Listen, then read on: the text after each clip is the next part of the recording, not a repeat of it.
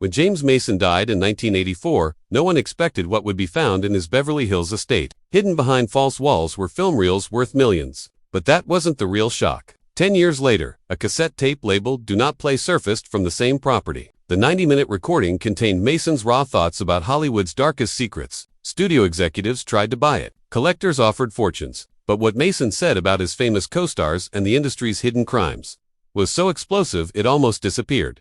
James Mason was born on May 15, 1909, in Huddersfield, West Yorkshire. His family came from the world of textiles, with his father running a successful wool business that sold fine cloth across Europe. His mother came from a cultured Lancaster family and hoped James would have a respectable future in something like architecture. Still, she saw his gift for performance early on, quietly arranging elocution lessons to soften his Yorkshire accent. That early mix of privilege, expectation, and hidden encouragement planted the seed for a life that would forever be divided between following the rules and breaking free of them.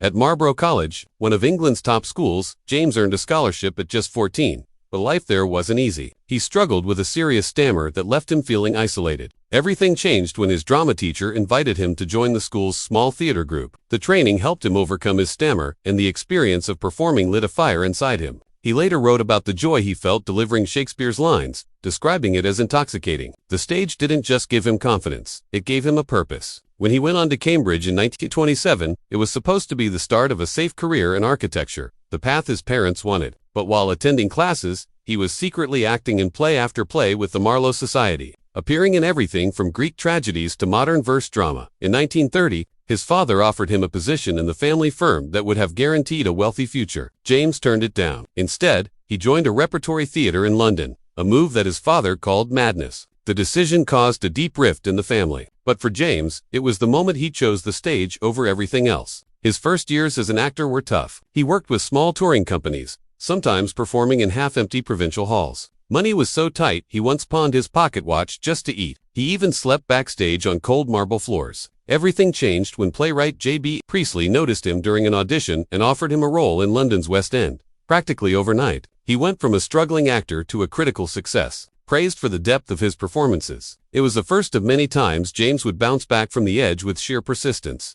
Not long after, his personal life drew nearly as much attention as his career. He fell for Pamela Kino, a married woman he had met on a film set. Their relationship created a scandal that played out both privately and publicly. For a time, he even lived with Pamela and her husband under the same roof, a situation that shocked everyone who learned of it. When her husband finally filed for divorce, James and Pamela rushed to marry in Nevada. But the timing caused a storm of rumors about bigamy. The secrecy around their union damaged his reputation. Yet, the bond between them held firm despite the fallout. On set, his passion sometimes pushed him to dangerous lengths. During the filming of I Met a Murderer, he insisted on performing his own stunts. A cart accident sent him tumbling off a cliff, leaving him badly injured. He refused proper medical care and continued filming the very same day, hiding his broken wrist under a coat. The injury never fully healed, and he carried the physical reminder throughout his career. When war broke out, James made a choice that split public opinion. He refused combat duty, registering as a conscientious objector. Newspapers labeled him a coward, and some studios refused to hire him. But instead of retreating, he drove ambulances during the Blitz, risking his life to pull survivors from burning rubble night after night. Though more dangerous than many combat roles, his service did little to soften his critics. Still, those months of relentless work showed a different kind of courage, one that never fit neatly into public expectations. In 1943, everything changed with The Man in Grey. James convinced the director to let him play the villain instead of the hero, and the role transformed him into a star. His performance was so intense that audiences packed cinemas just to see him, cheering when his character finally met his fate. The film broke box office records and made James Mason one of the most talked about actors in Britain. James Mason's rise to fame with The Seventh Veil in 1945 was more than just a breakthrough performance. It was a turning point for British cinema. The film had been made on a tight budget of less than $100,000. Yet, it stunned the industry by earning over $253,000 in the UK alone and more than $2 million worldwide by 1948. What made the story even more remarkable was Mason's profit-sharing deal. He reportedly received $20,000, a sum so large for the time that it would be worth nearly $800,000 today. That the success of the film was staggering. It drew almost 18 million admissions and in some parts of the UK even outsold Gone with the Wind. Audiences were captivated by its dark tale of a controlling music teacher and his pianist, Ward, Mason's intense and complex character struck such a chord that it helped shape a new kind of leading man on screen, one who was both magnetic and morally uncertain. Behind the camera, the production carried just as much drama. Mason's relationship with co-star Ann Todd became one of the most talked-about rivalries in cinema history. Their professional disagreements quickly grew into explosive clashes that fed newspaper headlines week after week. Mason shocked industry insiders when he insisted Todd should receive equal billing, even though their on-set arguments were notorious. In one heated moment, he reportedly tore up a script in front of the crew. The press labeled them Cement and Dynamite, a nickname that captured their strange mix of stability and volatility. Ironically, the tension made the film even more appealing to audiences who saw echoes of that real-life conflict in the story itself. Years later, Todd claimed that she and Mason had an affair during filming, a revelation that only fueled the legend. Even with his triumph, Mason faced a painful setback. When the Academy Awards came around in 1947, he was left out of the nominations despite widespread praise from American critics for The Seventh Veil and Odd Man Out. Because of a technical rule that excluded films released first in Britain, Mason was deemed ineligible. The irony was bitter. The film won an Oscar for Best Original Screenplay, yet its leading man received nothing. Mason carried that wound for decades, calling it a clear sign of bias against foreign actors. Though he later earned 3 Oscar nominations, he never forgot the sting of that first rejection at the height of his career. Controversy followed him off screen as well. In 1947, he left Britain for Hollywood just as the nation was struggling with post-war austerity. The reason was simple, but deeply unpopular. Britain's tax rate was so high that Mason risked losing almost all of his income. On earnings near $100,000, he would have kept only a fraction. Newspapers accused him of abandoning his country in its time of need, and the public viewed his move as selfish.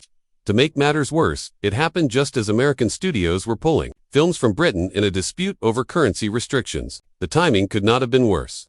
And Mason's reputation at home never fully recovered. He also had a flair for attracting strange headlines. In 1946, he adopted a lion cub from a struggling circus charity. At first, the sight of the animal roaming his Surrey estate amused neighbors, but the humor quickly faded as the cub grew into a 200B predator. Its constant roaring disturbed the peace, and one night it escaped during a thunderstorm, sending neighbors into panic until it was captured hours later with help from London zoo experts.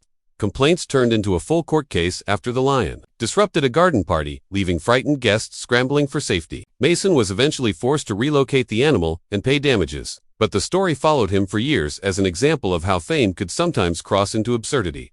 Despite the scandals and setbacks, Mason managed to rebuild his career. In 1951, he signed a long-term deal with 20th Century Fox after landing the role of General Rommel in The Desert Fox. The contract secured him steady work and helped restore his standing in Hollywood. Just a few years later, he starred opposite Judy Garland in A Star is Born, playing Norman Maine, a fading actor whose tragic decline showed Mason's depth and vulnerability as a performer. The film became a classic, cementing his reputation as one of the most versatile actors of his time. By 1959, Mason was once again in the spotlight with Alfred Hitchcock's North by Northwest, where he played the elegant and menacing Philip Van. His performance proved that he could bring both charm and menace to the screen, giving Hollywood one of its most memorable villains. In 1949, James Mason made a purchase that would change both his life and the history of cinema. He bought a sprawling Beverly Hills estate, once owned by Buster Keaton, paying just $82,000 for a mansion that had originally cost $300,000 to build in the 1920s. The estate had sat on the market for years, unwanted in an era when grand old homes were out of fashion. Mason's wife, Pamela, adored the Italian villa, but he hesitated at first, knowing the cost of keeping up a 20-room mansion with ornate ceilings and sprawling grounds. Yet, he eventually agreed, securing what would become one of Hollywood's most remarkable bargains. The house had seen many famous guests from Cary Grant to Marlene Dietrich, but no one could have predicted the secret it was hiding. A few years later, during routine renovations, workers stumbled upon a false wall in a small shed behind the house. When they broke through, they uncovered reels of nitrate film hidden away for decades. What they found stunned everyone. Among the reels were Buster Keaton's lost works, including a complete copy of The General and the long-missing The Boat. These were not just any old prints, they were some of the only surviving copies in the world, stored in conditions that should have destroyed them long ago. Keaton had built the workshop himself, turning it into a private vault for his films. Without Mason's discovery, these treasures might have vanished forever. Mason knew the danger of leaving the nitrate reels untouched. They were highly flammable and already deteriorating. Without hesitation, he reached out to preservationist Raymond Rowe. The process of saving the films was complicated and costly. Mason spent $5,000, no small amount in the early 1950s, to have them copied onto safer film stock. He could have kept them hidden, or even destroyed them, but instead, he donated the originals to the Library of Congress. At a time when many studios were discarding old reels, Mason's choice preserved some of the greatest works of silent comedy for future generations. Not everything was simple, though. Keaton's widow challenged Mason, claiming the films were her late husband's personal property and should have passed through the estate. The legal fight could have dragged on for years, but Mason avoided the courtroom battle by making a private deal. He gave her 2 reels in exchange for her signing away any further claims. This quiet settlement not only spared him endless legal costs but also ensured that the films would not disappear back into locked disputes. It was a rare moment where common sense prevailed. Allowing the world to share in Keaton's genius, the impact was immediate and lasting. In 1957, the Museum of Modern Art hosted a major retrospective of Keaton's work using the films Mason had preserved. Critics and audiences rediscovered the brilliance of silent comedy, and the event helped spark the modern movement to save and study old films. What had once been considered disposable entertainment was now viewed as art.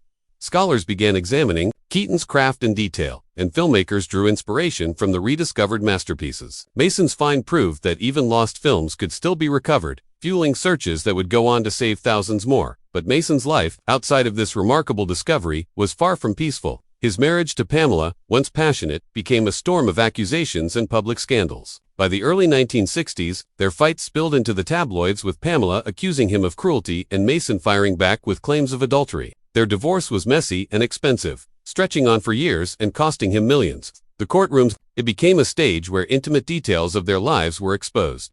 From bitter arguments over money to shocking claims of jealousy and rage. Even after it ended, the fallout left scars on both of them, with Mason retreating overseas and admitting later that the marriage had been his greatest regret. The custody battle that followed only deepened the turmoil. Their daughter, Portland, just 14, was forced to testify about life at home, describing arguments so absurd they often centered on which parent, a family dog, loved more. The couple owned more than 20 pets, and even their custody became a point of contention. Court hearings dragged on for months, and at one point, Mason fled with the children to Europe before being forced to return. Stories of smashed vases, flying objects, and injured pets shocked the public, painting a picture of a household in chaos. In the end, the children were placed under joint custody, but the damage was done. Portland grew up determined to leave Hollywood behind, while Morgan struggled with addiction, often pointing back to those years as the root of his troubles.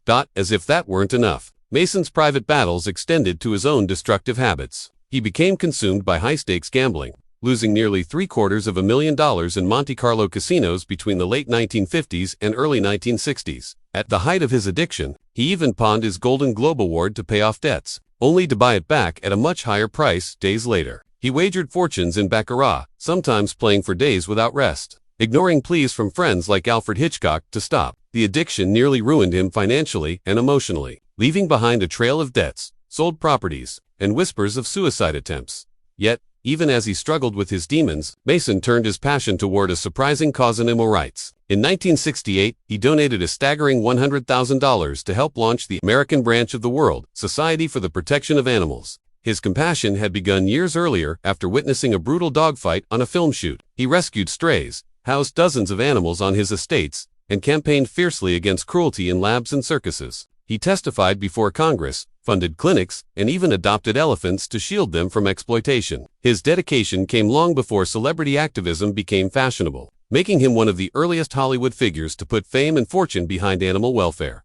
After his death, Mason's secret diaries were published, and they revealed yet another side of him, one filled with despair and self. He wrote of nights when he considered ending his life, weighed down by career failures, debts, and loneliness. He admitted to heavy use of sleeping pills, crippling jealousy of peers, and an overwhelming sense of invisibility as roles began to pass him by. These diaries shocked fans, showing a man whose public charm and sophistication masked deep struggles with depression and addiction. James Mason was known for his elegance on screen, but some of his late career choices showed just how far he was willing to go for his craft. When Stanley Kubrick offered him the role of H-Bert in Lolita in 1962, Mason accepted a $100,000 pay cut so the film could move forward under the watchful eye of strict American censors. It was a surprising sacrifice for a star of his stature. But the novel's controversial themes left Kubrick with little room to negotiate. Instead of focusing on explicit material, Kubrick shifted the film toward psychological tension. creating a story that was suggestive but restrained. Even so, the film faced bans in several countries after its release in June 1962.